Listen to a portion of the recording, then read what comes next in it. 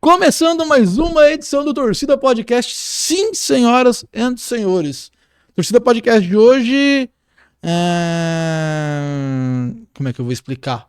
O convidado de hoje é especial. Muito especial. Pra mim, muito especial. Talvez eu fale disso durante o podcast, talvez eu não fale sobre essa relação que eu tenho com ele. Mas eu tenho certeza que vocês vão curtir muito, porque ele gosta muito de futebol, tenho certeza disso. Acompanho ele, sei disso. Ele é vocalista de uma das maiores bandas deste Brasil de meu Deus, uma banda evangelista, mas é uma banda de rock, uma banda incrível que eu conheci e virei fã. Ele é pastor da Casa da Rocha. Zé Bruno, muito obrigado pela presença. Bernardo, valeu. Tudo legal? Valeu, muito obrigado. Tô fora do meu ambiente aqui, falando de futebol. É a primeira vez que você vem num podcast que os cortes não vão surgir por aí sem o seu domínio. Exatamente. Acho e não vão causar problema nenhum. E não vão causar problema. Não sei. Só boas ações. É verdade. Tinha um tempo, né, Zé, que o futebol ele era tão delicado quanto a religião. E tanto é que a frase não se discute. Johnny, valeu, Johnny. Opa, cafezinho chegou. Boa, chegou o cafezinho. Esse é o seu com adoçante, o meu com muito açúcar, Zé. Aí tinha um tempo, eu lembro da frase, eu cresci com a frase que futebol, política e religião não se discute. Sim. E de um tempo pra cá, inclusive dos três, o futebol foi o que ficou mais leve, né? Eu acho que a internet ajudou muito, né? Eu mesmo acompanho esses canais de torcedores, né? Eu sigo alguns do Palmeiras, mas acompanho o Hugão corintiano. Acho interessante, meu. Você acompanha os rivais? Acompanho, eu não sigo, mas vira e mexe eu tô acompanhando. Porque tem a gozação, tem a zoeira, aquele pessoal que faz o rivalidade. Tem uma galera que faz tem todo mundo junto assistindo o jogo. Que é bem legal a reação. Bem legal. Mas ao mesmo tempo, eu acho que, apesar da rivalidade, da brincadeira, você tem a proximidade. Eles estão juntos fazendo, eles são sócios num programa, né?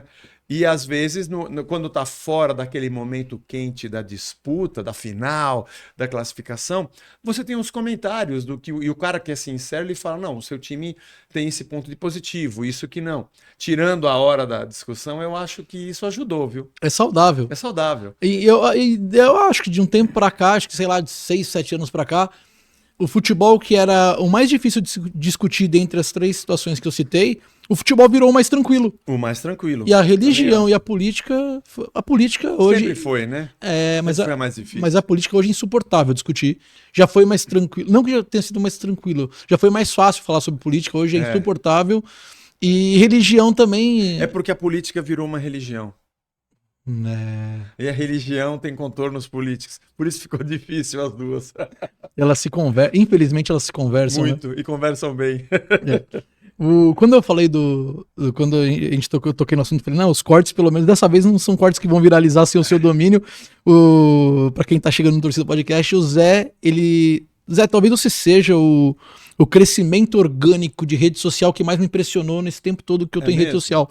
Sim, porque claramente você não busca, você não faz uso do que acontece com você na internet, você recebe seguidores e isso não é algo que você tentou de alguma forma usar para qualquer benefício próprio. Você segue sua vida, as pessoas catam seus cortes dos cultos da Casa da Rocha, das reuniões da Casa da Rocha, eles catam de lá, fazem os cortes, você gera muito clique, muito view para perfil, você deve receber reflexo disso em seguidores, Sim. Eu tenho certeza disso. É interessante que acho que muita gente passa a me seguir, a me perseguir também, mas passa a me seguir e acho que quando entra no meu perfil se decepciona um pouco, porque meu perfil não é feito de cortes meus. Tem coisas da banda, principalmente da banda, porque eu comecei o Instagram fundamentalmente por conta da banda. Então tem coisas da banda, tem também coisas do dia a dia, meu, da Casa da Rocha, não muito, mas tem também, família, hobby. É um perfil normal, é um perfil pessoal. Pessoal, é um perfil de alguém que tem um conteúdo artístico / a igreja, Sim. Mas também é um perfil normal. Então é isso, você consegue misturar tudo e você não faz uso de vez em quando eu coloco as coisas de futebol pro pessoal ficar me zoando. Você fala? Sobre futebol nas pregações. Eu acho incrível quando você fala. É um belo alívio cômico durante as pregações. Sim, ajuda a aliviar, né? Exato. E foi por isso que eu falei, mano, tem que chamar o Zé. Tem que chamar o Zé. Você, com certeza, isso eu posso falar sem medo também, viu, Zé? Eu conheço algumas pessoas muito inteligentes, muito acima da média, que tem uma visão de mundo muito. Eu posso não concordar ou concordar às vezes. Sim. E às vezes quando eu falo de você pra alguém, que as pessoas, você tá indo pra igreja? Eu falo, tô. E na verdade eu nem vou pra igreja, eu vou pra algumas igrejas. Que eu tenho minha namorada de uma igreja e a minha cunhada e minha sogra de outra. Então eu vou onde eu vou, sento, eu assisto. Só que na casa eu entendi muita coisa que eu não entendia. Poxa, que legal. Por você. E aí, pelas pregações na casa, eu entendi o quanto você gosta de futebol. E te conhecendo, pelo menos acompanhando você, lendo o seu livro, eu chego à conclusão que você tá dentre as pessoas mais inteligentes que eu vi na vida. Quando É mesmo? Sim, eu te coloco ao lado de pessoas como, por exemplo, o Danilo Gentili. Puxa vida. São pessoas que, quando eu vejo desenvolvendo o raciocínio, vocês são de uma coerência. Eu posso não concordar muitas vezes, não é nem o seu caso, mas, exemplo, Danilo tá falando de alguma coisa que eu não concordo, mas eu consigo entender a clareza e o raciocínio dele. Existe uma lógica ali. Exatamente. Então, nisso eu citei o Danilo, posso citar outros. O Sombra, pra quem conhece o canal aqui, me acompanha na rádio, o Sombra é um desses caras que é muito acima. Emílio Surita, são caras que eu falo, e são pessoas que desenvolvem o raciocínio, defendem o argumento dentro de uma lógica. Então, só pra justificar o lance do inteligente. Lance do palmeirense, isso me chamou muita atenção, porque você gosta mesmo. Gosto mesmo. E aí que eu queria entender. Sofro. Queria entender onde que você encontra. Vem de pai, vem de família, de onde que vem a paixão pelo Palmeiras? Vem da família, né? Pequeno Zé.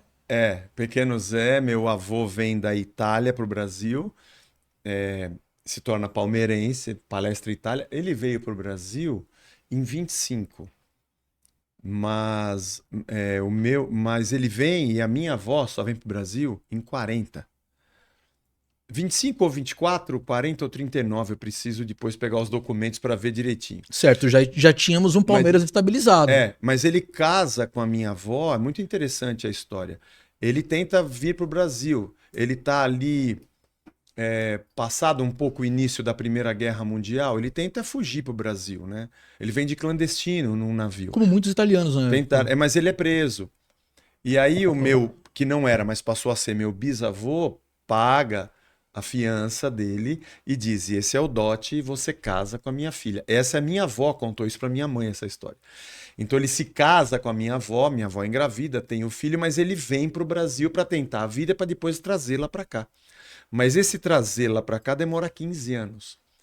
Quando ela vem para o Brasil, o meu tio, que nasceu lá, tinha 15 para 16 anos de idade. 15 anos longe do filho.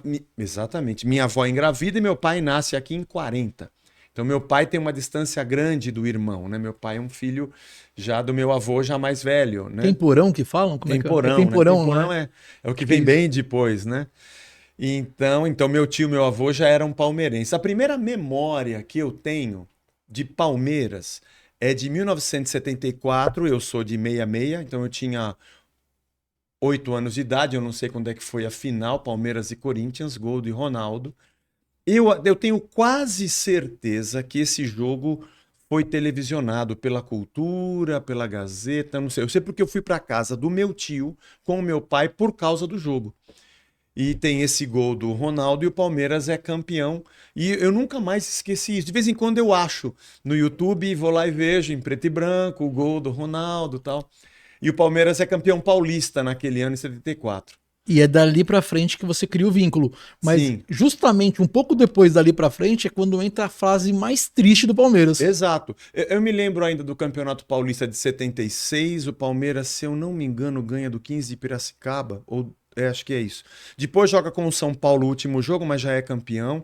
Então você vê que eu tava ligado. 76. 77 o Corinthians sai da fila, me lembro muito bem. O gol do Basílio, né? Era uma quarta-feira à noite, terceiro jogo contra a Ponte Preta. O gol ou o calvário do Basílio, aquilo foi uma bola não entrava nunca. Não entrava nunca. Me lembro disso também. 77, 78 é a Copa da Argentina. Jorge Mendonça é convocado e eu fico torcendo para ele jogar na Copa, porque ele era o principal jogador do Palmeiras, vindo do Guarani. Aí já é quando você começa. Tô fazendo uma conta aqui dentro do que você me disse do seu nascimento. Aí é quando você começa a ter clareza do futebol. Eu tenho 12 anos de idade. Você começa a entender o que tá acontecendo no campo, né? Copa da Argentina. E ali eu me lembro do Zico machucado, mas ele entra, acho que no final. O Rivelino entra também no jogo contra a Itália. Nós somos desclassificados porque a Argentina ganha de 6-0. Tinha um lance de gols, né? O saldo de gols é impossível ganhar E o Brasil ganha do time do Cubidias, né? Que era foi o grande craque do Peru. O Brasil ganha de 3-0, mas foi um jogo duro, eu me lembro disso. A primeira fase foi muito ruim do Brasil, mas a segunda fase, 3-1 na Polônia, 3-0 no Chile e o empate dramático 0-0 com a Argentina, um jogo nervoso demais. Eu lembro que o Chicão do São Paulo era um volante pegador e ele só jogou esse jogo. Esse jogo ele entra e ele é o cara que ele iguala na cacetada no meio de campo com os argentinos. Precisa de um cara desse, ainda mais contra a Argentina. E o Brasil, que tinha 5 gols de saldo, né? A Argentina tinha ganho da Polônia, eu acho que de 1 ou 2 gols de diferença. Tinha que ganhar de 4 gols de diferença do Peru para se classificar. E faz 6-0 num jogo suspeito demais. 6-0 naquele time do Peru. Não é nada normal. Tem muitas teorias da conspiração. Então, 78 eu me lembro disso. 79 me lembro da final do Campeonato Brasileiro, Palmeiras e Guarani, onde o Leão faz um pênalti e é expulso, dá um soco no Careca, sei lá. Tinha a história do Leão bater também no Serginho Chulapa, não tinha isso, o Serginho bater nele. Então, muitas brigas. O Leão era um cara bem duro, né? Mas um líder, né? Ele era um líder do time. Se eu não me engano, olha, às vezes eu falo uns absurdos aqui, aí a galera pesquisa, me manda. Não, você estava certo. Não, você estava errado. Porque às vezes a memória às vezes ela atrai a gente. Se eu não me engano, tem uma história do Leão com o Serginho Chulapa envolvendo hemorroida. Alguém sabia que alguém tinha, e aí rola um tapa no lugar que não é pra rolar durante o jogo. Eu não sei, não. Olha, eu posso estar muito, muito enganado, mas eu tenho quase certeza. Histórias pitorescas do futebol brasileiro. Tem futebol raiz, não tinha câmera pra pegar. Hoje em dia é tudo, se vê tudo, né? Fora os torcedores no campo filmando, né? Isso que eu não com outros ângulos. Entendo, porque às vezes o sujeito ele não tem a visão do mundo que ele deveria ter. Porque hoje você bater em alguém no campo é de uma burrice tremenda. Você tá cercado de câmera. Não existe um lugar que não tem imagem. E naquela época você tinha, às vezes, uma câmera fazendo o jogo e uma outra fazendo as entrevistas. Quando a Globo começa essa coisa de uma câmera atrás do gol, eu me lembro disso. Sabe, uma câmera atrás do gol, uma câmera exclusiva do outro lado do campo. Era uma revolução. 79, o Palmeiras perde de 1-0 em São Paulo. O time do Palmeiras era muito bom, mas o time do Guarani era uma sensação. Era o time do Zenon? Era o time do Zenon, Capitão, Careca, Renato Pemucho. Era um timaço. Renato Pemucho que vai pro São Paulo, Careca São Paulo, Zenon Corinthians. Todo mundo vai se ajeitando. Todo mundo vai pra seleção. Todo mundo foi pra seleção. Foi um time assim, ganhou do Internacional, ganhou todo mundo. O Palmeiras era um bom time, fazia frente, o jogo tava parelho aqui. Se não fosse o pênalti, que foi um pênalti bobo, o Leão segura a bola, o Careca vem fazer uma pressão, quando ele vira de costas, ele dá um soco, ele rola, o Bandeirinha viu, foi expulso e eles fizeram o gol. O Toninho ainda chuta uma bola no travessão ainda, e no jogo lá, o Palmeiras tem que ir para cima do Guarani, e aquele ataque do Guarani com o Careca, com o Zenon, aquele time era demais. Eles no contra-ataque faziam um gol, ganham de 1-0. O Guarani teve duas, né? Assim, impressionante. O Guarani teve duas gerações dessas. Tem essa e tem uma geração do Guarani que tem Djalminha, Luizão, Amoroso. Também. Acho que nem dá sincronia dos três, mas o Djalminha joga com o Amoroso e joga com o Luizão. O número de jogadores que o Guarani revelou era uma coisa assim absurda. Edmar, vários foram revelados pelo Guarani. Dida era Guarani? Dida ponta. Dida era Dida? Não me lembro. Teve um não era ponta Dida. esquerda, João Paulo. João Paulo que tá tentando lembrar. Muito bom. João Paulo, jogou no Corinthians. João Paulo, aquele meio de campo boiadeiro. Ele saiu do Guarani? Marco Antônio Boiadeiro? Jogou lá também, acho que jogou lá, lá na Ponte, acho que foi lá. Mas eu me lembro assim, 79. Aí os anos 80. Edilson? Eu não sei se ele nasce. Eu não sei se ele nasce lá. Mas ele estoura lá. O Jorge Mendonça vem do Guarani pro Palmeiras, que era o craque de 78. Fez gol contra o Peru, era um baita jogador. O próprio Djalminha não estoura lá. Ele estoura, ele acontece no Flamengo e estoura lá. Acho que sim. O Djalminha ele sai de uma briga com o Renato Gaúcho no Flamengo. Né? Eles têm uma treta lá e aí ele vai pro Guarani. Eu me lembro do meu pai ali no Sacomã, que eu moro no Ipiranga, nós irmos numa loja chamada Trianon. Ele compra uma camisa, um calção e um meião do Palmeiras para mim e para o meu irmão e uma bola de capotão. E aí nós vamos assistir um jogo no Parque Antártica, acho que era Palmeiras e 15 de Jaú, foi um 6-2, nunca me esqueço. Ficamos lá na geral. E na saída, olha que na saída, e foi por essa época, 78, 77, porque o Jorge Mendonça jogava no Palmeiras. Na saída ele fala, vamos na sala de troféus. E a gente vai ver todos os troféus e tal.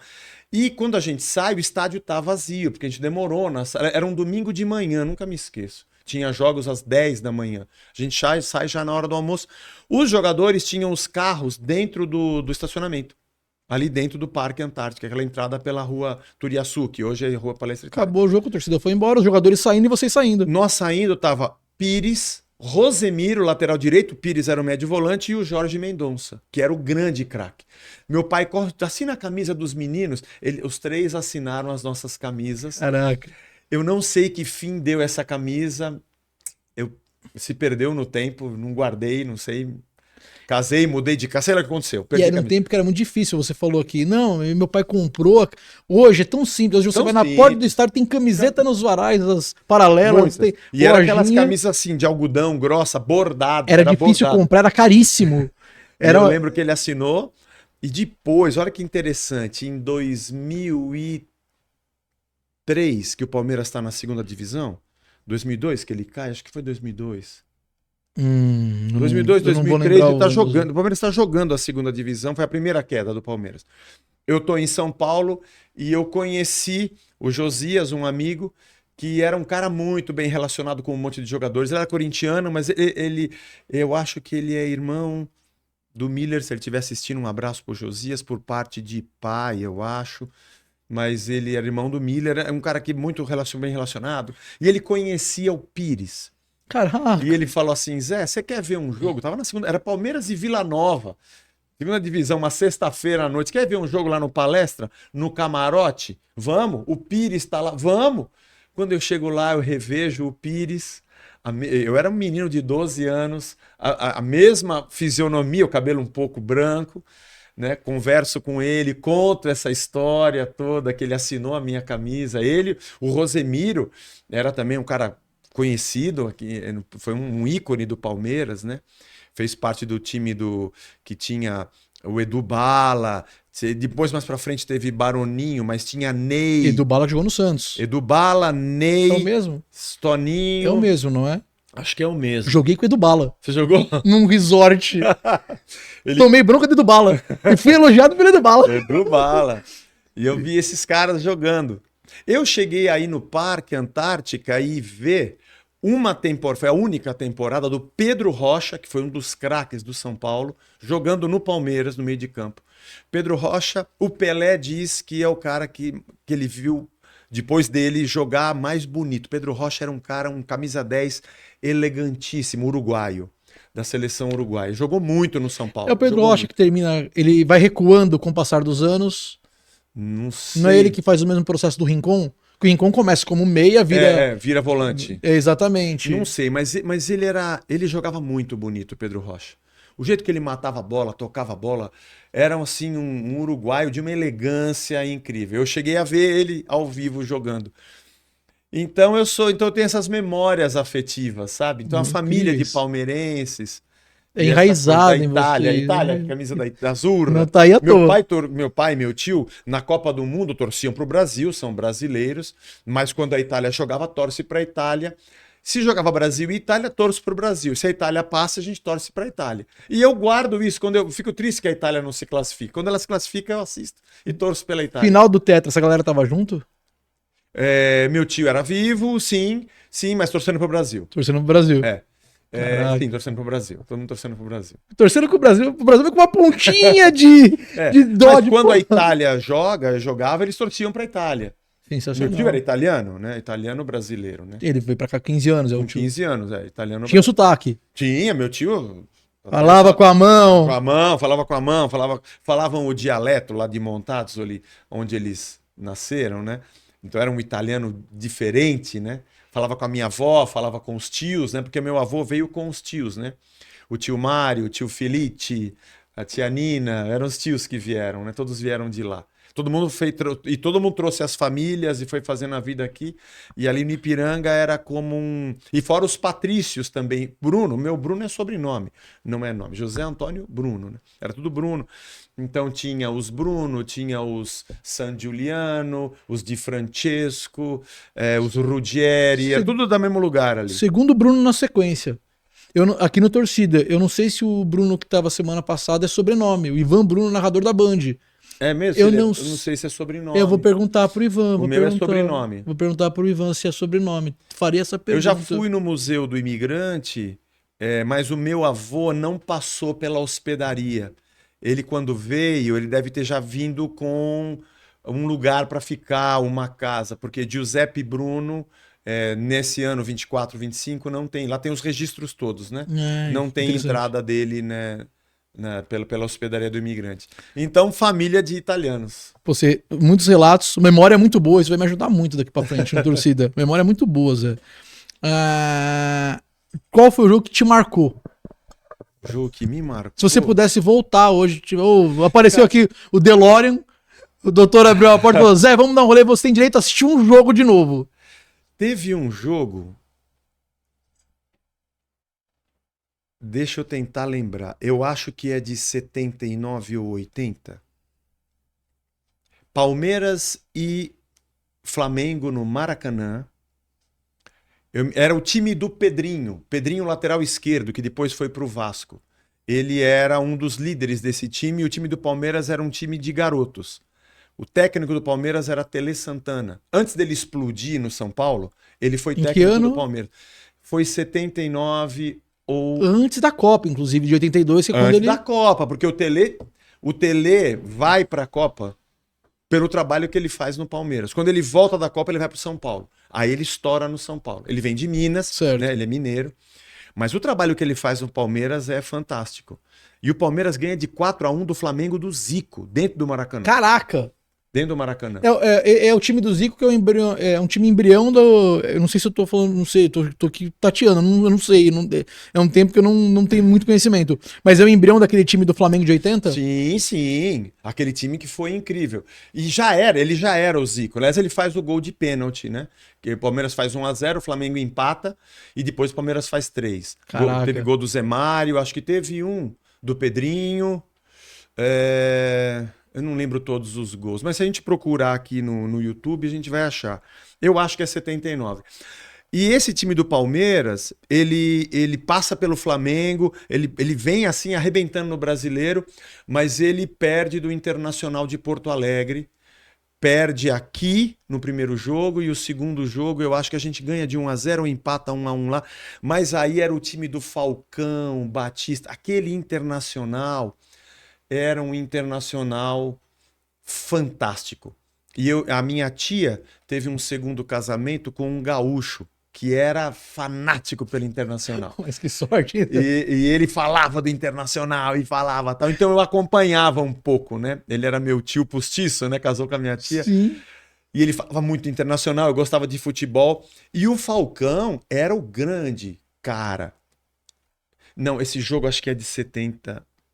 acho que é isso mesmo. O Falcão não vai na Copa de 78, vai o Batista, que eles eram a dupla, Falcão e Batista. Os caras mandavam no meio de campo. Só que o Falcão era reticente quanto ao governo brasileiro, era a época da ditadura, o técnico Coutinho, se eu não me engano, era ligado aos militares, era o técnico da seleção, o Falcão não é convocado. A ditadura argentina foi muito severa. Em 78, a Holanda, que fez a final com a Alemanha, o principal jogador, que era o Johan Cruyff, não quis ir para a Copa, essa é a história que eu ouvia, por causa da ditadura na Argentina, que foi muito severa em matéria de perseguição, foi pior do que a brasileira, apesar do menor espaço de tempo, né? Então, Você vê que de uma Copa para outra muda tudo. muda tudo. Em Porque 82 o Falcão é a vai galera da pra Copa. democracia. É a galera que tá Exatamente. brigando contra a ditadura. É o Falcão, Contra- é- Sócrates. A democracia corintiana teve um papel importante nessa cena toda. Ela somou com a cena toda da abertura no Brasil, né? O Dr. Sócrates foi importantíssimo nesse movimento, né? Cara, além de ser um jogador, cara, que assim, é porque naquela época a seleção brasileira unia a gente. Hoje nem tanto.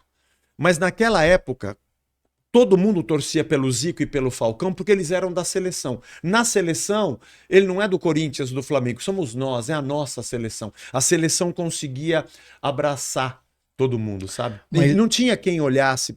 E a torcida era se Sócrates e Zico poderiam jogar juntos. Essa era a dúvida. O Fantástico fez uma matéria sobre isso num domingo à noite. E quando o Tele ajeitou Toninho Cerezo, que era do Atlético, baita jogador, colocou Falcão, Zico, Sócrates, Cerezo e Éder Aleixo, também era do Atlético. Ponto Tudo esquerdo. no mesmo time. É que era um ponta esquerda, mas muito inteligente. Toninho Cerezo e Falcão era para ser camisa 10. Assim, não tinha 5 na seleção brasileira. E não é a primeira vez, né? Porque 70 também foi 70 assim. também tem que dar essa O Aldo ajustada, não era né? um volante, né? O Jairzinho, acho que não. O Jairzinho era ponta. Era tudo 10, todo mundo era. Inclusive o Tostão, Tostão. que jogou na frente, né? Gerson, Rivelino jogou de ponta esquerda, mas ele era 10. Mas acho que é um conceito incrível do futebol, né, Zé? Se o cara é bom, você tá numa Copa do Mundo, é uma seleção, e você pode aproveitá-lo de uma outra forma dentro do contexto, coloca o cara pra jogar. Sim. Coloca o cara pra jogar. E a gente tem Sim. muito disso no futebol brasileiro. Hoje não se mexe na posição do cara. Isso eu acho terrível. E você falou da seleção brasileira, que hoje já não une mais tanto como unia, né? E você, eu sei que você tá Tô procurando tentando achar aqui o jogo. o Flamengo e Palmeiras que você É citou. 79, é 79? isso mesmo. Tá aqui, ó. Tem no YouTube. Tem os melhores momentos. Dia 9 de dezembro de 79. Eu lembro desse jogo, eu tava em Minas, na casa dos primos da minha mãe. Meu pai é mineiro, meu pai é descendente italiano, minha mãe é de mineira. Estávamos passando perto do final de ano, fomos visitar a família dela. Eu estava em Monte Santo de Minas. Passou na televisão esse jogo e a gente assistiu. E apesar de não ser um título, mas ganhar do Flamengo com aquele time que o Palmeiras tinha foi um negócio assim inesquecível, cara. A gente pulava, todo mundo era palmeirense na casa também dos primos da minha mãe. A gente pulava tanto, cara. Era uma coisa assim Marcou. absurda. Você Depois o poderia Pelé ter- vai pra seleção. E quando eu te fiz a pergunta, eu imaginei qualquer outro jogo. Eu falei, vai vir com uma final de Não, Libertadores. tem final de Libertadores, a final contra o Santos, Mas a como final que- contra o Flamengo, a final da Libertadores que nós ganhamos contra o. Oh, meu Deus, em 90, né? Contra o Deportivo Cali. Né? Deportivo Cali. É. Nos pênaltis. Foi nos pênaltis. Nos pênaltis. A própria final contra o Né? Corinthians. 99, né? Foi 99, né? Foi 99. Foi 99. 99. A própria final, que é a Libertadores que vocês tiram o Corinthians, com o Marcelinho perde o pênalti. Essa, né? Exatamente. É 99. 99. Que o Marcos pega o pênalti do Marcelinho. Que dia triste. Ou não pra você. Eu pensei também na final do Palmeiras quando sai da fila que pega o Corinthians e bate o Corinthians, que é um jogo que vocês acabam com. Aquele time da Parmalat, você olha a seleção de 98, era o time do Palmeiras. Você tem Rivaldo, você tem César Sampaio, você tem o Capetinha, Cafu e Roberto Carlos. Verdade. Era um time, o time da Parmalat era um time. E hoje, olhando as cifras de hoje, dos patrocínios de hoje, acho que da Parmalat era pequenininho. Mas para a época, Era muito foi um grande investimento. Era uma época. Era o time dos 100 gols em 96. O Palmeiras falava, vou coisa contratar louca. e contratava, eu lembro disso. Era uma coisa Palmeiras doida. está de olho em fulano e pum, contratava, não tinha conversa.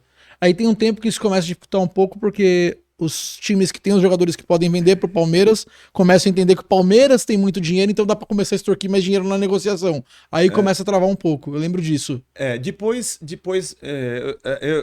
eu não me lembro muito bem, mas eu lembro que sai a Parmalat, Palmeiras não tem um patrocínio naquela altura, mas aí começa a fase do Filipão, é o Filipão que vem, né? Mas você tem um time. Tanto é que o time da Parmalat não ganha a Libertadores. Quem ganha é o time do Filipão, que é a fase pós. Paulo Nunes e Parmalat. Oséias. Paulo Nunes, Oséias. Marcão. Marcão, tinha Chegou a ter Djalminha, Zinho. teve Zinho, veio na época da Parmalat, um pouco antes, aliás. Ele não volta depois? Ele volta depois? Acho que ele volta. Tentando lembrar. Eu sei que o Evair volta. Tem o Alex, né? Alex, que jogava muito. Jogava muito. Talvez um dos jogadores mais injustiçados em questão de seleção e Copa do Mundo, um dos mais. Mas é complicado, porque vamos pegar a seleção de 2002, né? 98, 2002. É muita concorrência, né? Não, vai o Ricardinho do Corinthians.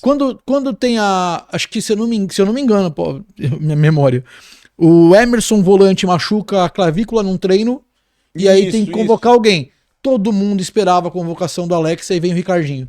Que não fazia muito, porque o Felipão era totalmente Palmeiras, Alex. Alguma coisa nessa história. Ele teve esse azar, não sei também o que. Alguma coisa não encaixa. E o Alex é um cara que é incrível. Você teve Djalminha, você teve os dois, né? Você tinha Alex, Ricardinho, Djalminha, Rivaldo. Era muita gente, né, pra jogar. Vocês tiveram 3 grandes times nessa época. Parmalat, pós-Parmalat, você pegar que é o time que sai da fila, o time dos 100 gols e esse time que é pós-Parmalat, mas ainda tem um quê de Parmalat ali, que é esse time que ganha Libertadores. Qual dos 3 é o terceiro time eu coloquei por respeito. Qual dos 3 times é o melhor? Qual que mais te encantou? Eu acho que o time que ganha Libertadores, ele é muito aguerrido, né? Ele é muito aguerrido. Ele é Filipão, né? O time Eu coloquei por respeito e na sua opinião é o que... Mas é o que fica, o time ganha uma Libertadores. Sim. O time do Vanderlei Luxemburgo era muito bonito ver jogar. O dos 100 gols, os dois. Os dois, mas os dois. O dos 100 gols, plasticamente, Rivaldo, Djalminha, Miller e Luizão. Não, era muita coisa, era muita qualidade. O toque de bola do time era um negócio impressionante. Era o Miller na fase mais inteligente da carreira dele. O Miller. O Djalminha é um dos melhores meias que talvez tenha passado pro futebol. Outro que... Eu diria que o Djalminha foi injustiçado com a seleção brasileira se o Djalminha não tivesse sido cabeça dura, né? Ou tivesse usado a cabeça de um jeito errado. De longe, como torcedor, né? Como torcedor, a gente não sabe. Parece que ele era muito esquentado. Mas era um craque. Acho que 3 ou 4 dias antes da convocação, ele dá uma cabeçada no técnico do La Corunha no treino. Briga com o técnico, né? Mas ele era um craque, assim, um negócio fora do normal, né? Você sabe que, mesmo muito corintiano, 2 dos melhores meias que eu vi jogar na vida jogaram com vocês. O Djalminha é um deles, o Djalminha é absurdo, mas eu vi em estádio, acompanhei muito. Eu fazia as torcidas da rádio na época. Tem um cara que ele não é tão falado, mas dentro de campo ele era um absurdo, que é o Valdívia. Ele tava numa outra rotação. Outra rotação. Eu também acho. Jogadores que... Eu faço parte das viúvas do Valdívia. Gostaria que o Palmeiras fizesse um jogo de despedida pro Valdívia. Eu gostaria. Porque o Valdívia foi um jogador... Ele era um jogador que jogava quando queria, não sei, diziam, né? Mas quando ele falava assim, me dá aqui a bola que eu vou jogar, ele conseguia enervar o adversário, ele driblava, ele rolava, ele chutava o ar, e dava os passes que ele dava, ele enxergava umas coisas que ninguém enxergava. Eu lembro de assistir a bola chegando para ele de costas, o meia joga de costas. Ele já sabia exatamente o que ele ia fazer, onde ele ia jogar, onde estavam os caras. Não, você via no campo, aquele time que foi rebaixado ganhou a Copa do Brasil, né? Sim, com o gol do Betinho. O primeiro jogo contra o Curitiba, que foi, aliás, aqui em Barueri, eu tava lá, eu fui assistir. Você vê o Valdívia em campo, como ele comanda os caras. Entra. Antes da bola chegar nele, ele vai tocar a bola lá. Tinha uma precisão muito... Não era um grande chutador, um grande arrematador, não foi um grande goleador. Mas ele clareava a jogada. Também não era um grande treinador, um grande treineiro, não treinava muito. Não. Mas era um cara que ele é um cara das antigas, né? Sim. Ele é um cara das antigas, assim. Não sou muito de treinar, mas põe a bola aqui. Eu resolvo. O tapa que ele dava, os toques que ele dava na bola eram impressionantes. De vez em quando eu gosto de abrir o YouTube e ver lances do Valdívia. Pô, maravilhoso. É sensacional. Maravilhoso. E quando eram os rivais, Corinthians, São Paulo, Santos, parece que ele tinha um gosto maior de jogar, né? Isso diferencia. Homens de garotos. É o cara que no jogo grande ele chama, né, a responsabilidade, perde a bola. E gostava muito dele. Tem cara que é taxado por não fazer isso às vezes. Eu já vi em muito time grande, cara que é taxado por não... Pô, o Luiz Fabiano no São Paulo era um cara de uma personalidade incrível, Em clássico, às vezes, ele não ia e tinha torcedor que batia nisso, falava, em clássico ele some. E era um cara que não faltava personalidade pra isso, né? Então você vê como é de cada jogador. Eu lembro que o Marcelinho Carioca no Corinthians, até um certo tempo, também a torcida pegava no pé porque ele não resolvia clássico. Ele pensou em sair porque ele não resolvia. E tem jogador que não, que tem essa facilidade. Que falo, não, Aí você pega um cara como o Sheik, por exemplo, esse é um cara que chama pra ele. O Edmundo, quando jogava pra vocês, Edmundo também. Gostava, né? Na hora do enfrentamento, ele cresce, né? O cara cresce. E o cara puxa a equipe, né? Ele puxa o time, né? O futebol é um jogo bonito de você ver, né? O caráter de cada um deles, o cara, a liderança. Como a gente tem hoje o Gustavo Gomes, que é esse cara que tá perdendo, vai lá pra frente, vai de centroavante, ele arrasta o time numa... nem sei se é a melhor fase dele agora, mas ele é o tipo do cara. Quem já jogou bola? Eu não joguei profissionalmente, adoro futebol. Acho que eu jogava bem. Jogava do quê, Zé? Eu jogava. Eu acho que. Eu fiz uma vez um teste no Tamoio de São Caetano. Caraca, eu treinei no campo do Tamoio porque o Tamoio era parceiro do São Caetano. Olha só. Quando eu era moleque. Sim. Então eu fiz um teste lá uma vez. Eu jogava futebol de salão, né, na escola. Então, eu lembro que um amigo meu jogava no Tamoio e jogava bem em futebol de salão, falou, pô, Zé, você tem que fazer um teste, vamos lá comigo. E eu fui fazer o teste. E eu não sabia do que eu deveria jogar. Eu acho que eu seria um bom 8. Sabe? Um meia criativo. Não era um grande finalista, mas eu fiz um teste de centroavante e eles gostaram. Grandão? Eu era alto, né? Eu fiz lá uns sabia gols no jogar? Treino, sabia jogar. Dá 9 pra ele. Dá 9 pra ele.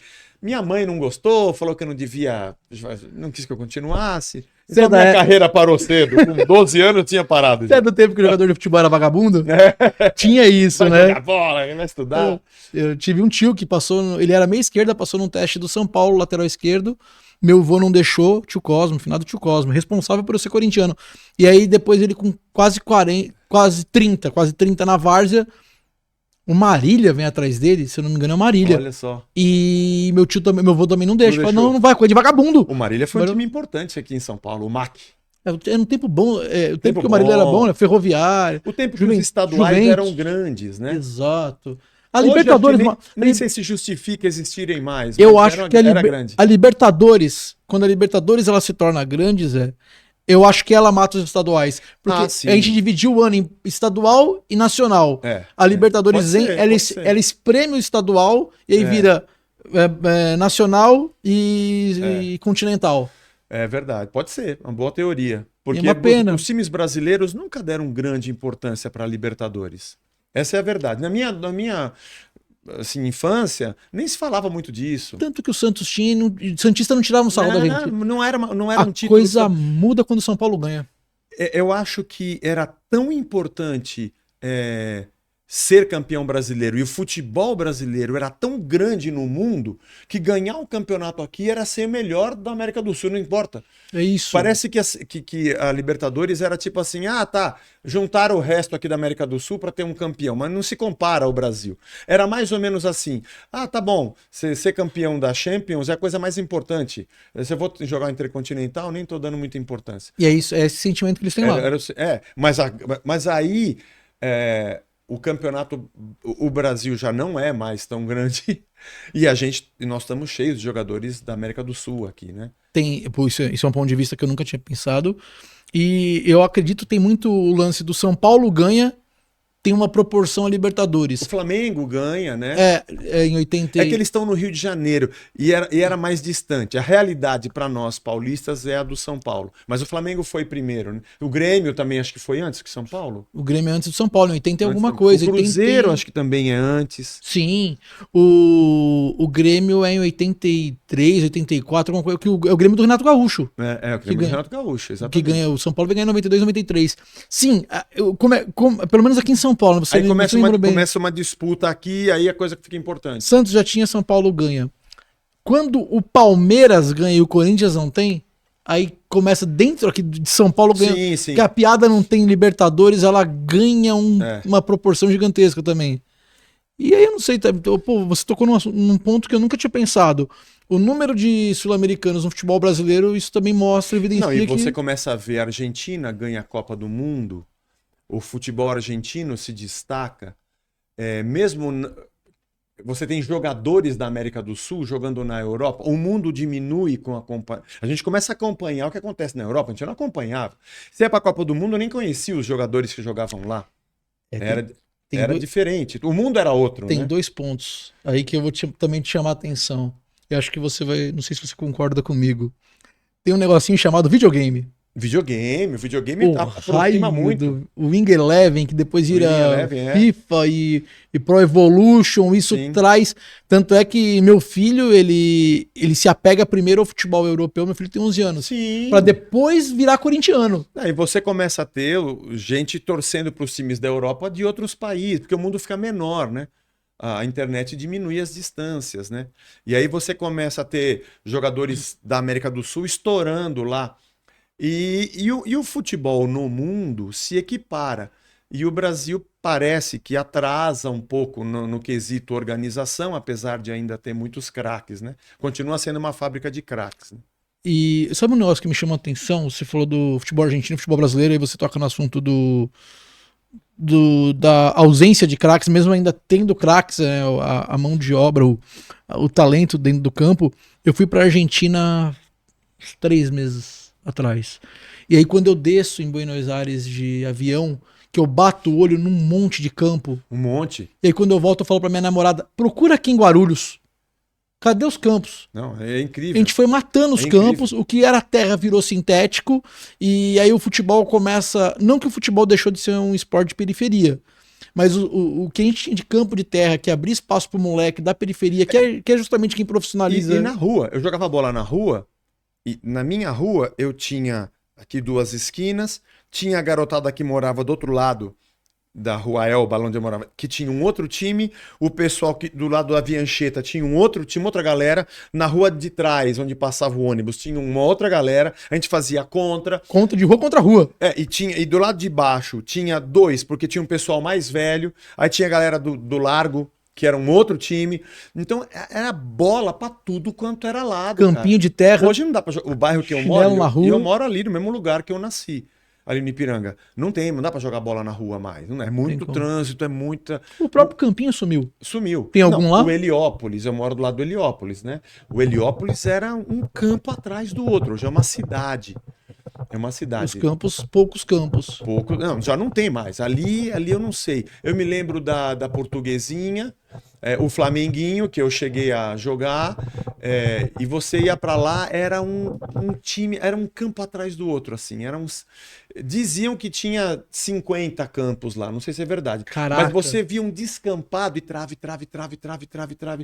E no final de semana eram os festivais, era tudo lotado de futebol, tudo de terra, né? Tudo de terra. Hoje já não tem mais. Morei muitos anos no Jaraguá. E aí tem uma empresa chamada Voit ali, que é muito famosa, Voit.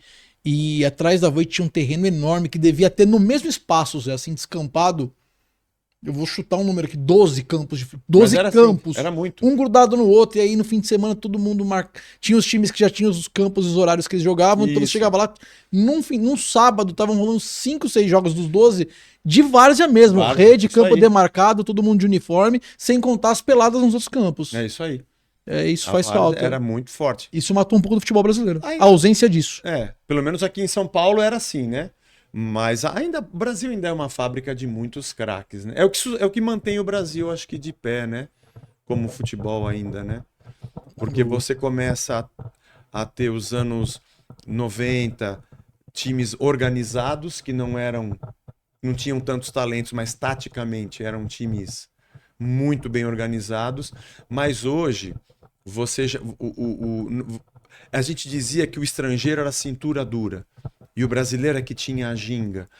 Já não é mais uma verdade. Você tem alemão, inglês, holandês, os africanos. Todo mundo sabe jogar bola. Portugueses.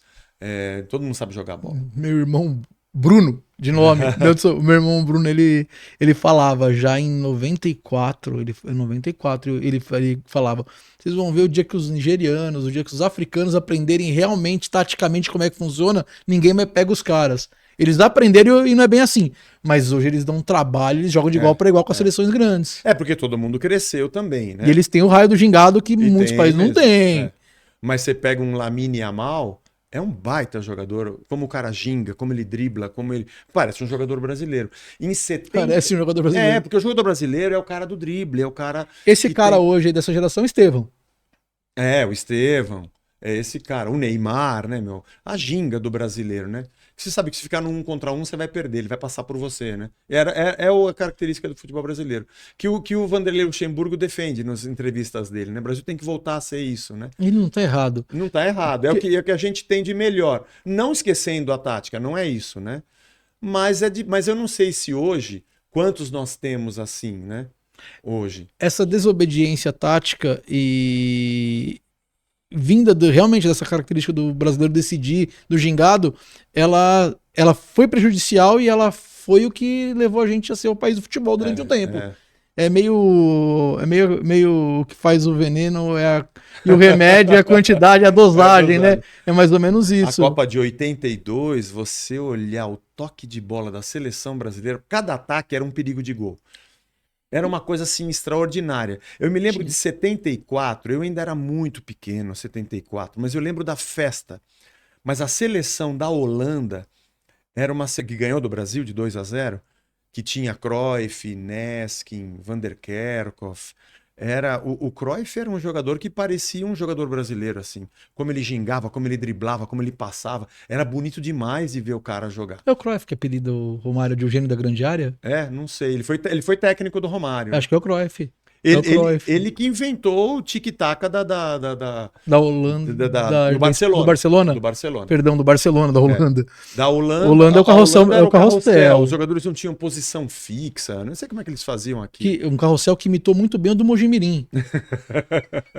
Lembra do carrossel? Meu time na rua era um carrossel, tá dizendo? Lembra do carrossel do Mojimirim? É de onde sai o Rivaldo. Saiu o Rivaldo. Vem pro Corinthians Rivaldo, Valber, Leto, Adilson. Nossa, é verdade. Adilson, lateral esquerdo. É mesmo, Adilson. E aí o Corinthians prefere ficar com o Valber e libera o Rivaldo pra vocês. Mas o Rivaldo não vingou assim no Corinthians. Quando é Palmeiras, ele estoura. Então, foi uma questão de grana mesmo. Foi naquela época que a Parmalat falou, não, qual que é o problema de vocês? É essa diferença aí, manda pra cá.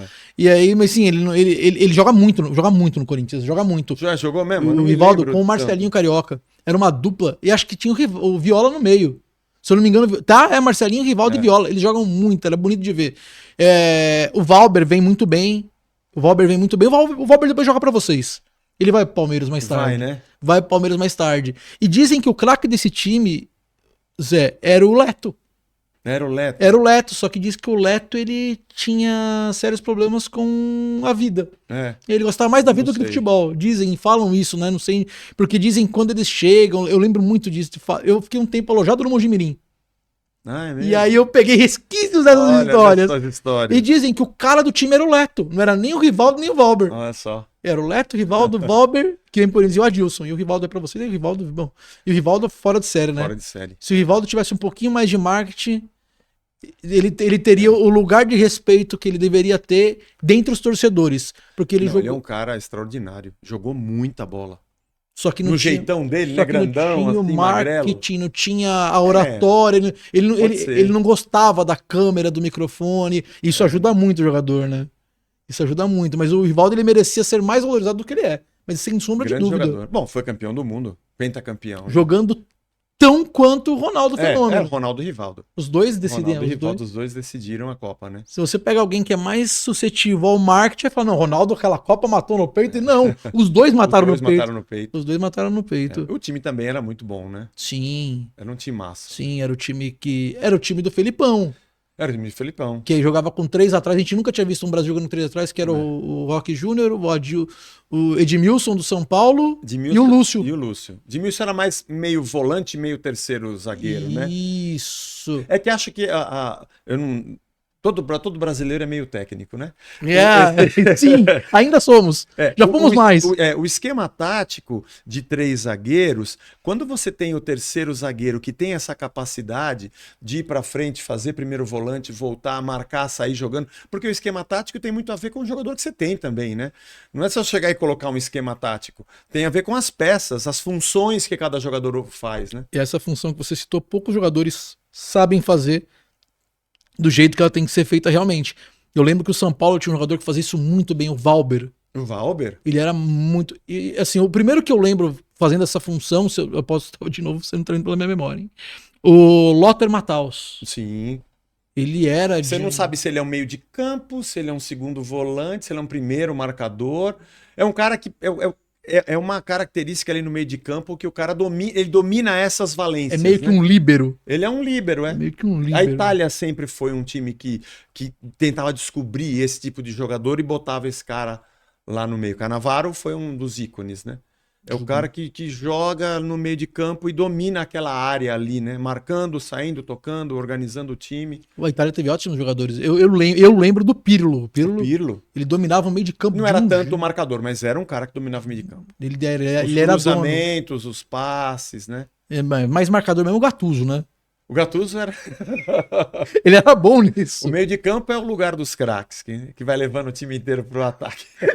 O centroavante é o mais importante. O lateral fecha a defesa. Mais ou menos. É uma bela música. Putz, dá tempo.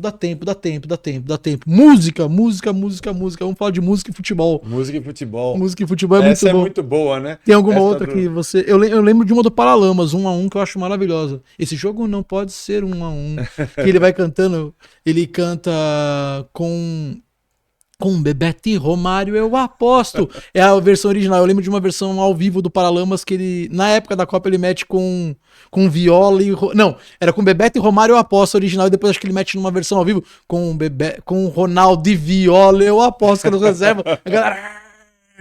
Essa é uma música também que eu acho bem interessante. Não sei se tem alguma outra música de futebol que você lembra que...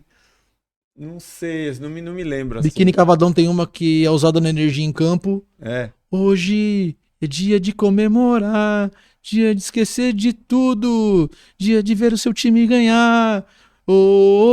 Aí a gente fez na Energia, Energia, aquela música do Biquíni também. Ah, do Biquíni. Tem muita música não, aqui. Não me lembro. Eu lembro das músicas das Copas que a televisão fazia, né? Eram bem... A Globo fez boas músicas. Fez boas músicas, né? Mas eu lembro disso. Eu sei que vou do jeito que sei. É. De gol em gol, com direito a replay. Eu sei que vou com o coração batendo a 1000. Putz, eu não lembro o final. Mas eu me lembro da de 70. Vamos juntos, vamos pra frente, Brasil. É a seleção. De repente, De repente, aquela corrente pra frente. Parece que todo o Brasil deu a mão. Todos unidos num só coração. Você ainda torce a Copa? Você ainda você ainda tem alguma coisa do torcedor Pacheco? Menos. Eu era assim, quando eu era garoto, tem que chegar a Copa do Mundo, eu queria saber a escalação, sabe, as tabelinhas, eu queria... Hoje eu gosto demais, eu adoro futebol. Minha esposa brinca comigo assim, eu tô vendo reprise. Mas o que você tá vendo? Eu tô vendo um jogo. É o seu time? Não importa se é meu time, eu tô vendo um jogo. Tô vendo a reprise do Botafogo e Madureira. Eu gosto de ver futebol, eu gosto de futebol. Mas hoje eu vejo a Copa também torcendo pro Brasil. Claro, quando o Brasil joga a gente torce, né? Mas acho que menos, né? Eu gosto de ver os jogos, as grandes seleções jogando. Você não tá nem um cadinho ansioso aí pro junho?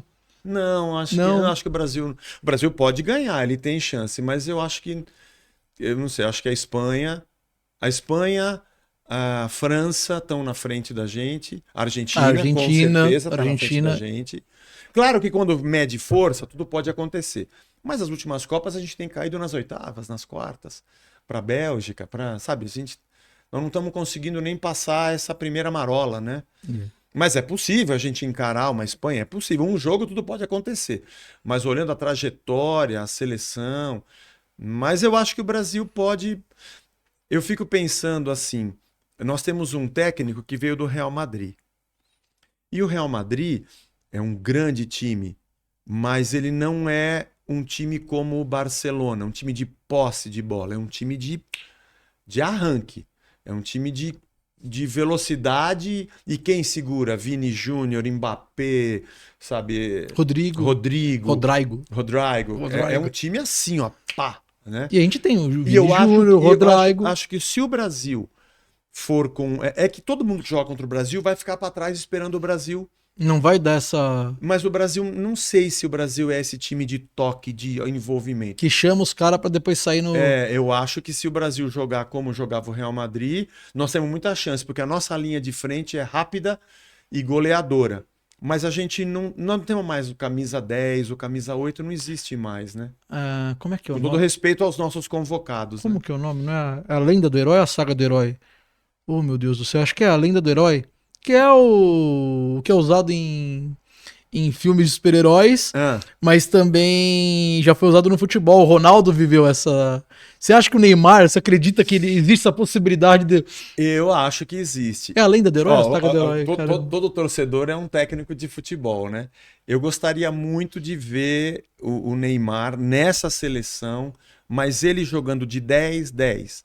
Ele não é mais um grande velocista. Nesse ponto, você solta Vini Júnior e Estevão de um lado, Rafinha. Você tem esses caras, mas o Neymar ainda é o nosso maior jogador. Ele enxerga diferente, né? Diferente, e ele é muito inteligente. Sim. Eu acho que se o Neymar se condicionar para ser o 10, que não precisa correr com a bola, mas faz a bola correr, a nossa chance vai aumentar bastante. Agora, Eu tenho fé nisso. agora Eu se tenho fé ele nisso. segurar a bola, ele vai apanhar e a gente vai apanhar. E ele nem tem junto físico com pra ele. apanhar. Mas se ele for o cara que toca de primeira, que faz o time andar, eu acho que a nossa chance aumenta muito, porque ele ainda é, mesmo não sendo tão jovem, mas ele é um talento nato, ele é um cara diferente de tudo que a gente tem. Ele tá no nível dos caras que a gente falou que estão numa rotação, estão um pouco à frente. Não, tá à frente. Ele pensa antes. Ele pensa antes. E se ele for o cara que vai pifar esses garotos que estão aí na frente, né? A gente só não sei quem seria o nosso centroavante. Ainda é uma Sabe quem a gente tem? O Pedro. É o Pedro. É o Pedro é Pedro. o melhor centroavante que a gente É o que a gente tem. Ele não tem a velocidade que todos os outros têm. Eu vou dar um exemplo. Mas ele tem o faro do gol que Tem um faro hoje do é raro, né? Isso é verdade. Virou um Eu acho unicórnio que no numa futebol. seleção como a nossa hoje, nós tínhamos que ter um Careca. Nossa, seria incrível. Porque Eu ficaria feliz com o Luizão, viu, Zé? O Careca era um cara extraordinariamente bom, rápido, veloz, ao mesmo tempo que dentro da área ele era matador. Ele tinha essas duas valências. Eu não sei, eu sou o técnico agora, né? O Pedro é o cara mais fixo, pivô. O Pedro é mais pivô. Centroavante Mas ele é nato. extraordinário. Mas ele é. Mas um time hoje que vai ter velocidade, não sei como seria. Mas eu acho que ele tinha que estar no grupo. Porque um jogo muda. O jogo tem vários jogos dentro de um jogo. E tem jogo que você precisa desse cara. Precisa desse Esse cara é necessário. Ele é, dentro da área, é um cara. Sabe quem que pode fazer essa função e briga por essa posição na seleção? Seu Vitor Roque. O Vitor Roque é um Tigrinho cara briga por isso. rápido e decisivo. Eu acho que ele tá em desenvolvimento, né? Ele ainda não é esse cara com o tino tão aguçado quanto o do Pedro, no sentido de resolver. Mas ele é muito bom. Ele não é um matador, ele não é o fixo, mas ele tá naquela posição do campo e ele tem mais recurso do que o Pedro. Guardadas as devidas proporções, né?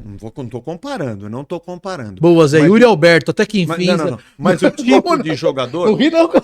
O Romário é esse cara baixo, pequeno, rápido, veloz e decisivo. O Romário reunia muitas coisas. O Vitor Roque é baixo, ele é rápido e ele é finalizador. Eu não estou comparando. Eu entendi. Mas assim, ele é o estilo mais atrás. É o que nós temos de mais próximo do que foi. Mais próximo. Se ele se inspirar no Romário, ele pode ir por esse campo. O Pedro já é de outra linha, né? Uma outra classe, né? É o cara alto, faz o pivô, né? Que sabe girar bem com a bola. Cheiro de gol. E não deixa a bola com ele na área que ele vai fazer. Eu sou Ancelotti, eu levo os dois. E é os dois mesmo. Mas eu não sei quem mais. Eu gosto muito do Caio Júnior. É Caio Júnior? Não. O do Cruzeiro. O do Cruzeiro. Caio Júnior era o técnico que faleceu. O Caio Jorge do Cruzeiro. Maravilhoso. Só que a gente nunca sabe se o Caio Jorge ele é isso ou ele está isso. Que aí eu olho. Sempre que aparece um Caio Jorge, eu lembro do Dimba. Oh, será que ele é isso? Lembra do Dimba? Não. Dimba do Goiás, que depois foi pro Flamengo e nada. É o cara que Pedro Raul. Não, mas o Caio Jorge é um grande. Ele tem mais recursos que o Pedro Raul. Eu acho ele um baita jogador. Eu tava assistindo o último jogo do Flamengo. E aí tava Flamengo e Ceará pra eles serem campeões, vocês torcendo contra. Eu tava na casa do Marcelo Marrom. Marcelo Marrom, um amigo meu comediante, e o Marcelo Marrom, ele meteu esse Pedro Raul é bom, né? Eu falei, não, Marrom, você não falou. Não. Desculpa, eu te cortei, você ia falar aqui? Eu acho que se o Caio Jorge jogasse num time de São Paulo do Rio, tava na seleção já fazia tempo. Olha, eu sou paulista. Não, Se ele jogasse no Palmeiras, no Corinthians, no Flamengo, no Fluminense, ele já estava na seleção, já fazia tempo. Eu tô falando como torcedor. É o ano dele. Eu tenho muita fé. Eu quero muito que seja, porque eu sinto falta desse jogador no futebol brasileiro. Mesmo que não esteja no meu time, eu quero ver esse jogador no futebol brasileiro. Ele é necessário. Ele é diferente, o centroavante fazedor de gol, e ele tem recurso. Eu tenho só essa dúvida, se ele é realmente isso, ele está isso. E como eu já vi vários passando por futebol. Pensando numa Copa do Mundo que você vai ter defesas muito fechadas, como é hoje, né? Você assistiu um jogo hoje, quando o time está sendo atacado, é 5-4-1 e fechado. Todo mundo ali. fechando a casinha. Quando você tem um cara que sabe driblar, que sabe tirar um jogador da frente, faz um 1 contra 1, vai para a linha de fundo, você quebra uma defesa, né? Ainda é o único meio. O Brasil ainda tem muito disso. Nossos jogadores têm muito disso. Oficialmente o Vini Júnior é esse cara. E o Estevão? O Estevão é mais driblador, o Vini Júnior é mais na velocidade, eu acho, né? O Estevão, eu achei, ele no Palmeiras jogou muito, mas eu acho que ele vai vingar mesmo, viu? Ele vai vingar, ele é muito bom jogador. Você sabe que tem estrutura, né? Sim, tem uma estrutura muito boa. Você sabe que tem estrutura, né, pastor? Sim. Tem comparando com uma pena, o Endrick. Eu acho que o Endrick foi pro time errado. Você não vai jogar lá. Você vai tirar quem? Vai tirar o Vini? Vai tirar o Mbappé? Como é que chama aquele? Tem o Rodrigo e tem um outro que joga na direita? Valverde. Valverde joga um pouco mais atrás. Tem um outro que é rápido que joga na frente ali do Real Madrid. Caraca. Mas que seja. Que seja. Mas é difícil. Eu acho que o Estevão falou, eu vou para a Premier League e vou para um time onde eu posso jogar. Onde eu vou chegar. Porque o Endrick não é como o Estevão, não é driblador, não é esse cara. O Endrick é velocista. Só que ele é forte.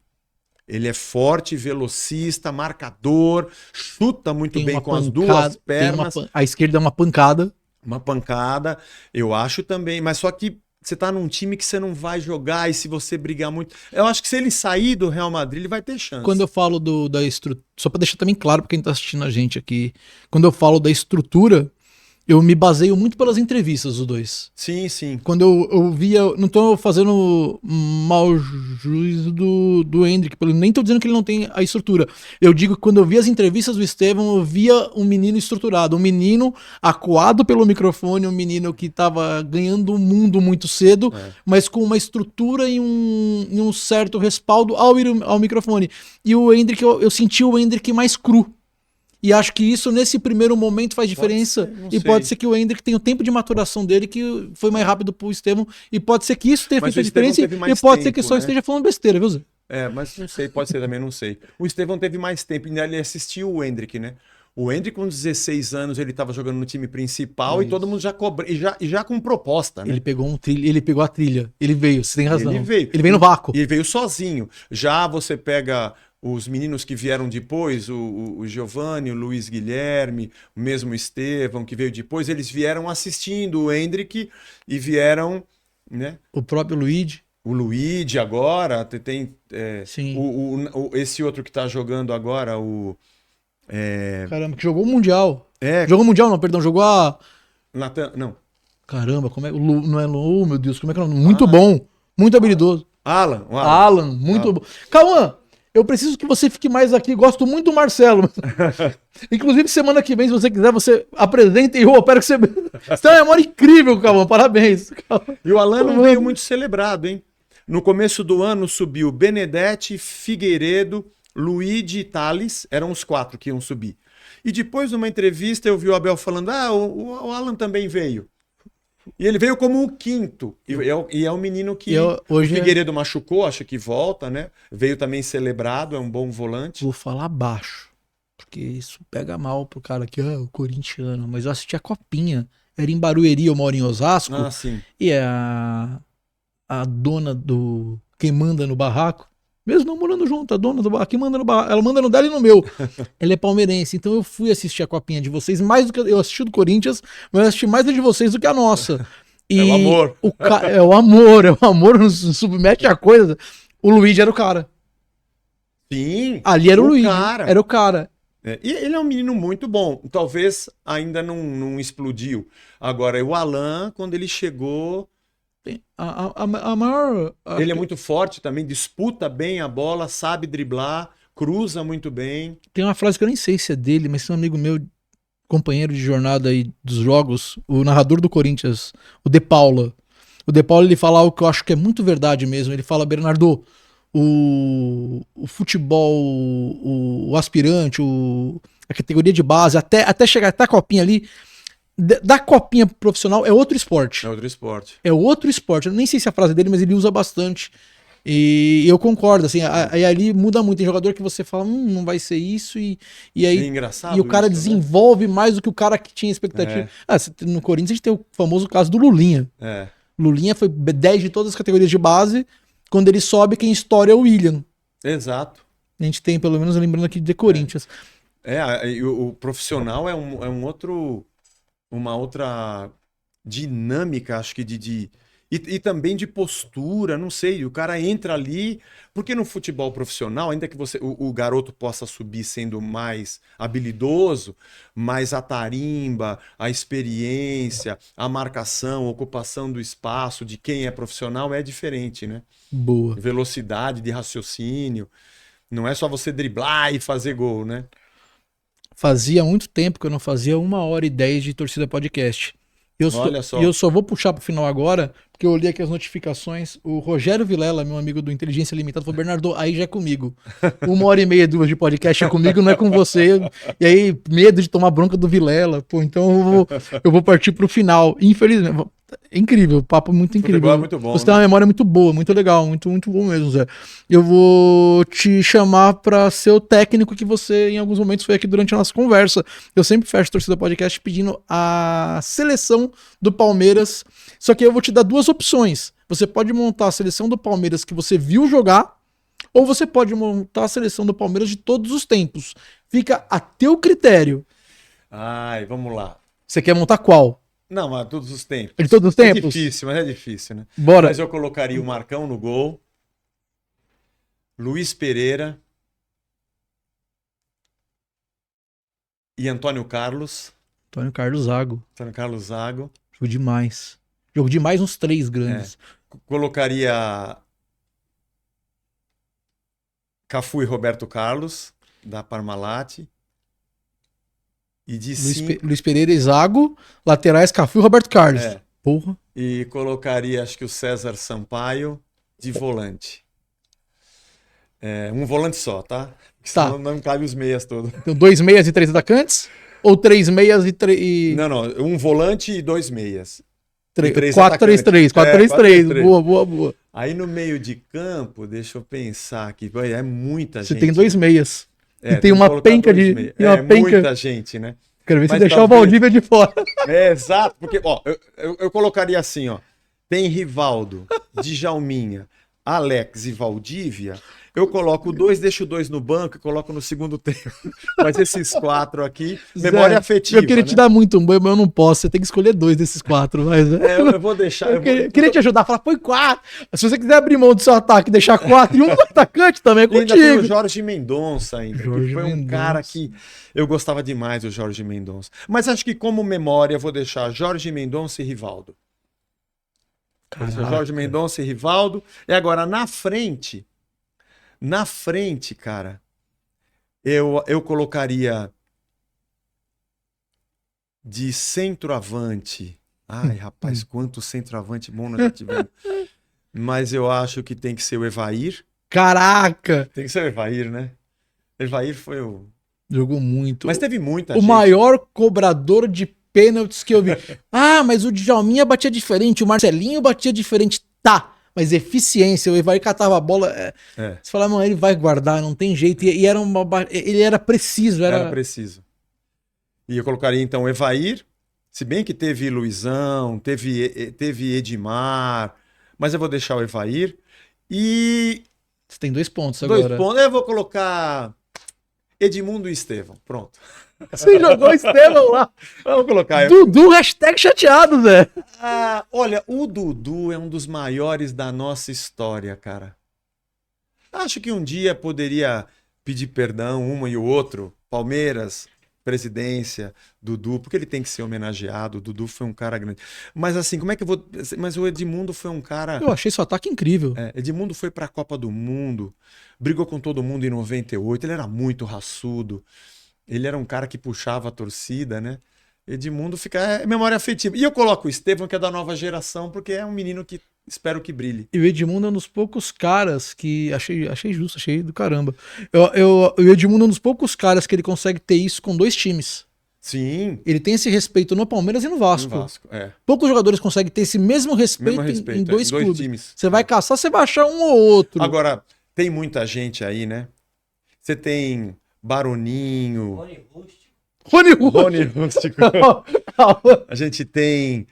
Então, passou muita gente pelo Palmeiras ao longo... Mas você falou, ficam... o próprio time da Parmalat passou uma galera que entrou o Evair.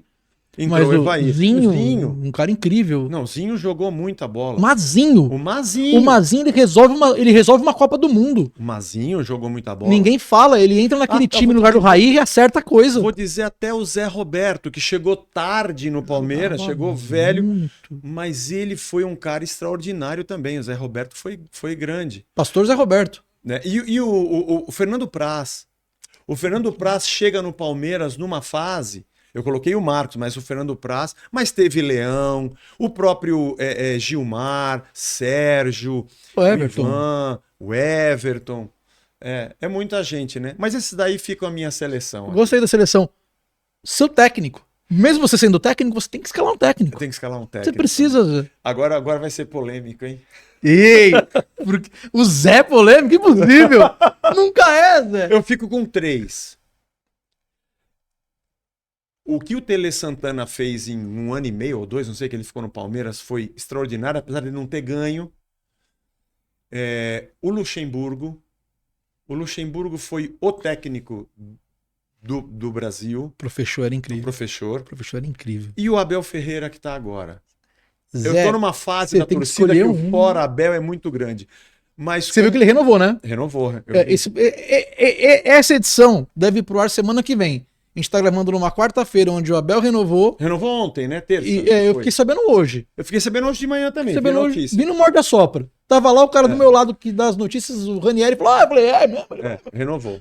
Mas eu vou colocar, então, para fazer polêmica, eu vou colocar Abel Ferreira. Eu acho muito justo. Eu nem sei se é polêmico, eu acho muito justo.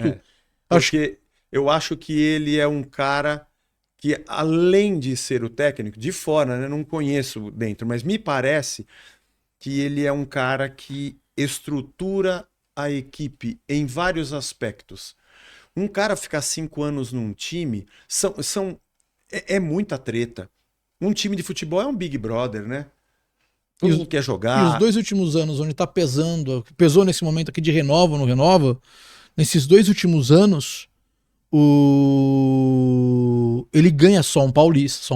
Ele ganha um paulista, mas ele vem com um retrospecto muito avassalador. Esse ano aqui, mas, foi final de tudo, brigou pro brasileiro. Tudo. Eu sou um torcedor assim, apaixonado. Quando vejo o jogo também fico nervoso, mas eu sou racional. Palmeiras foi trivice esse ano. Trivice. Com uma pontuação que nunca um vice do brasileiro teve essa pontuação. Né? Em qualquer outro cenário seria o campeão essa pontuação. Então, ele tá lá. Ganhar ou perder faz parte do jogo. E errar e acertar também. Você vai colocar um jogador que devia ter colocado outro, faz parte, né? Mas eu coloco o Abel Ferreira de treinador. E se puder colocar uma presidente, ainda colocaria a Leila. Justo. Se bem que vocês têm um presidente antes da Leila, que é quem resolve a bagaça e não pode ser esquecido nunca. Sim. Acho que a sequência Paulo Nobre, Gagliotti e Leila Pereira é uma sequência assim que resolveu o clube. Respeito, né? O Paulo Nobre respeito só Leila, mas o Paulo Nobre ele muda o curso da história. E o Paulo Nobre é uma paixão unida com doação. Dinheiro do bolso. Tá aqui, vamos resolver. E muita gente fala, mas também tiveram o Paulo Nobre que colocou dinheiro. Eu falei, poxa, mas no futebol a gente tem tantos escândalos de dirigentes que tiraram. Quando um cara coloca, você quer falar mal, é bom, né, meu? Perfeito, Zé. É bom. Que legal. Obrigado pelo convite, cara. Queria te agradecer muito. Fazer um podcast fora da minha área religiosa e falando de uma coisa que a gente gosta tanto. Futebol. Queria te agradecer muito. pela vinda, pelo bate-papo e pela área religiosa. Que legal. Você aparece na minha vida num momento em que eu tô renascendo, eu encontro o evangelho de uma forma que eu nunca tinha visto e você muda completamente minha forma de enxergar o evangelho. Poxa, que legal. Eu fui criado no conceito religioso que quase todo mundo é criado. E eu era o cara que lia a Bíblia muito pouco, tinha acesso à Bíblia seja nas missas ou nos cultos que eu ia, mas eu não entendia e a forma que você me faz ver o evangelho, você me fez ver o evangelho, muda muito minha vida. Que legal, fico então feliz. Eu queria agradecer mesmo, de verdade. Parabéns pelo trabalho na Casa da Rocha. A Casa da Rocha é uma igreja incrível, incrível mesmo. O trabalho que vocês fazem no Instituto Voz é maravilhoso. E você que caiu aqui porque assiste os cortes do Zé, procure as pregações do Zé na íntegra no canal da Casa da Rocha. Vá à Casa da Rocha, porque se você procurar a pregação na íntegra, você não vai ter como você não ir. Falo por experiência própria.